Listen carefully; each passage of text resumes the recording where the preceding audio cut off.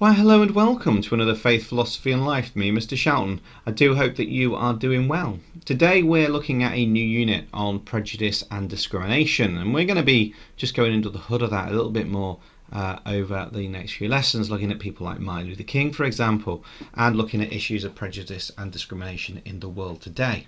So today we're going to explore how prejudice, discrimination, stereotyping and scapegoating look in today's society.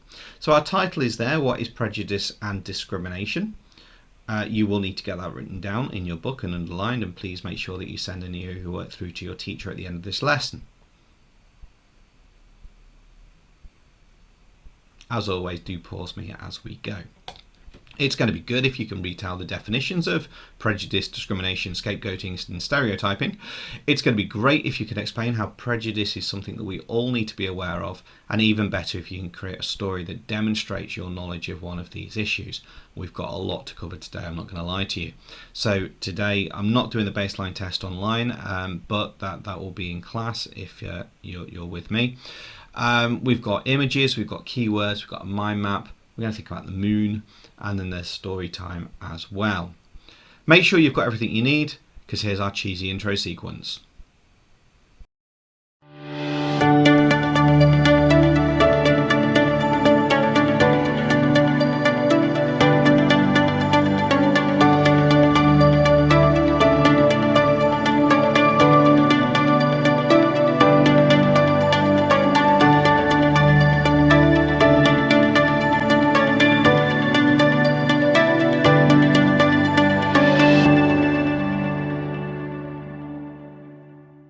So I'm going to show some images to you, and I'd like you to write down the first word that springs to mind. Okay, don't worry, no one's going to shout at you for any of these. That's the whole point of this task.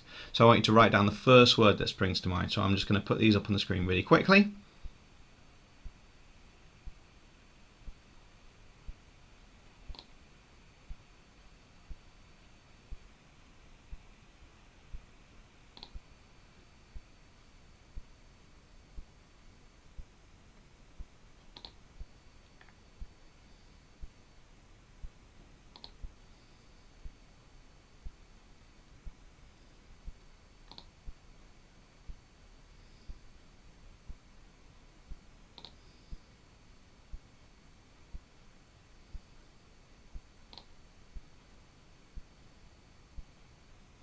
Okay, so I wonder what the first words were that came to your mind there. Well, those first words are actually a form of prejudice. Whether they're based on reality or not is another issue, but that's a debate for another time. I've asked you to make judgments based on images alone, which is something that throughout your schooling career you've probably been told not to do. So let's just have a quick look at these definitions. What I'd like you to do is to pause me, and I'd like you to write down these words with the meanings, but the meanings are jumbled up there. Let's see which ones you can work out. So you'll need to pause me now while you go on and write all of those down with the correct definitions. The definitions are in the meaning column, but obviously in a slightly different order. So pause me now.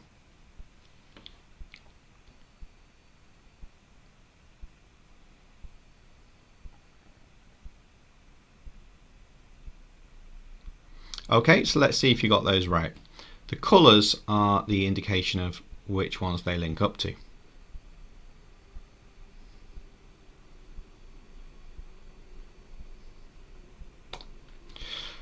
So, I wonder if any of these have actually happened to you, or even if any of those you've actually done to anyone else. Have you ever been prejudiced, or have people been prejudiced against you?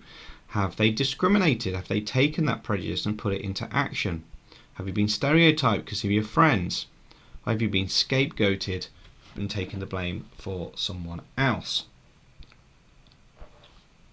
We'd have a big discussion about that in class. Maybe you need to make a few notes on that, maybe you don't. I'll leave that judgment up to you.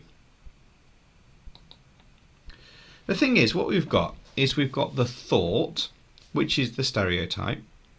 You've got the thought based on the stereotype, which is prejudice, and then you've got the discrimination, which is the action. So, stereotype, teenagers, troublemakers who wear hoodies. The prejudice, all hoodies are hooligans and want to cause trouble. and the discrimination is we won't let hoodies into our shopping centres. So you can see there the progression. A stereotype may often lead to discrimination. But there was another word that we talked about. What was that? Yeah, it was scapegoating. So scapegoating is to blame things that go wrong on a particular person or group of people. Those are some fairly shocking images there. You've got the Jews. The Jews were scapegoats in the 1930s in America. In Germany. They were blamed for all of the ills or the issues in Germany, and it was the Jews' fault, apparently. That's what Hitler and the Nazi Party said. In the UK, you quite often have the issue with refugees or migrants. They're coming to take all our jobs, which is not true. But that's a discussion for another time. But quite often they are scapegoated for things. Which brings us on to this big question. Why are people so prejudiced? What I'd like you to do is to pause me now, construct a mind map or bullet point list. Why are people prejudiced? Try and come up with reasons as to why people might be prejudiced against another group of people. So pause me now, let's see what you can come up with.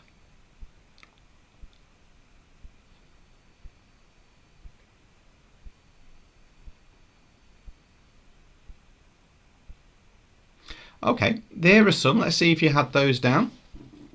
If you didn't, maybe put those around your mind map as well.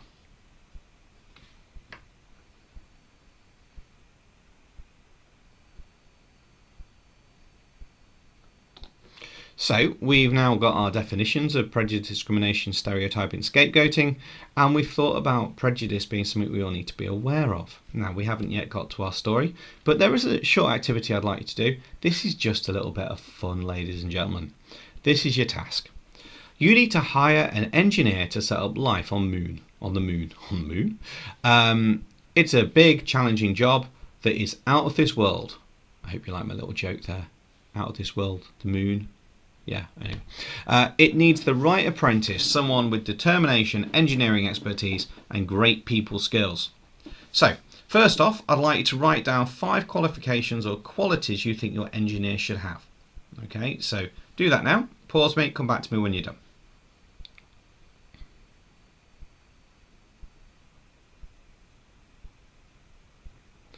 Okay, so over the next few slides, what I'm going to do is I'm going to give you some names and some information, and you're going to have to work out who you will knock out. Okay, so I'm not giving you any more information. So these are your 2, 4, 6, 7 candidates. You need to remove one of them.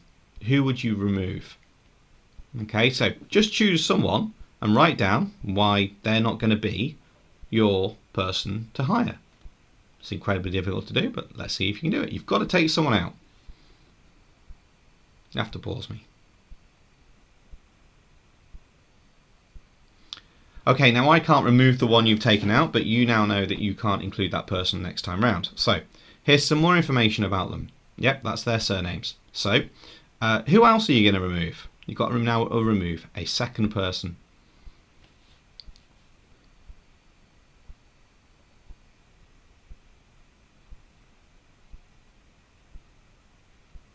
Okay, I'm going to move on. I'm now going to show you some pictures of them. You've already removed 2 people. Who's your third person you're going to remove?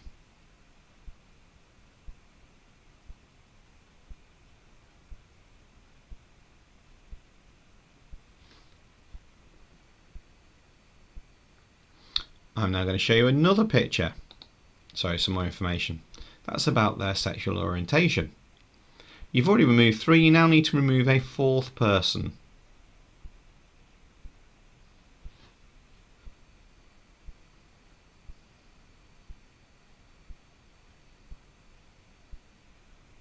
Okay, I'm going to give you another bit of information. So we're down to a 5th person now being taken out. Who would you now take out?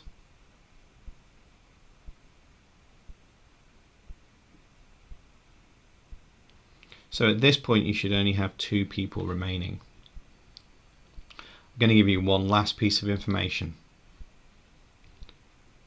Who do you now end up with?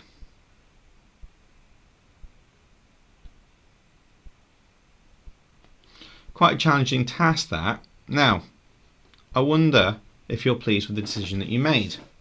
Would your decision have been different if you had the final slide first? What's wrong about judging people based on the way that we just did it? What influenced your decisions? Do you think that people often judge people like this in our everyday life? And what could be the consequences of prejudging people? I'd like you to spend 5 minutes now just writing a little reflection of that task, considering some of those questions that are behind me. So pause me now while you do that. Come back to me in 5 minutes.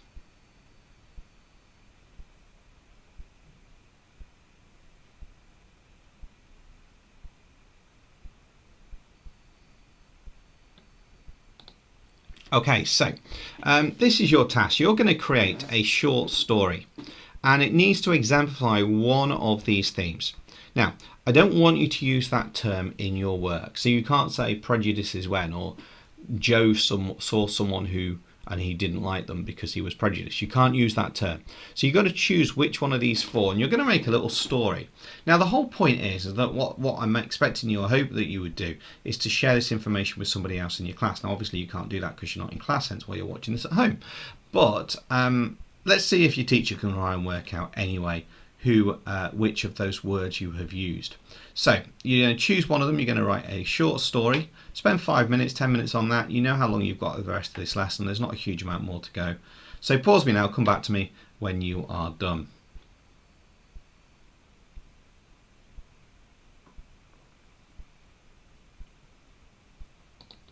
So we've met our learning objectives today. We've been our creative thinkers, which is amazing. And hopefully you've done some communication skills as well. So what I'd then do in class is ask you to read your story out and see if people can guess what they are. Maybe use a few minutes, get on the phone, chat to one of your friends, FaceTime, whatever, and just see if someone else can guess your things. I'm going to leave that for the day. Thanks for your time. Take care of yourself. Stay safe. Wash hands. God bless you. And I'll be seeing you soon.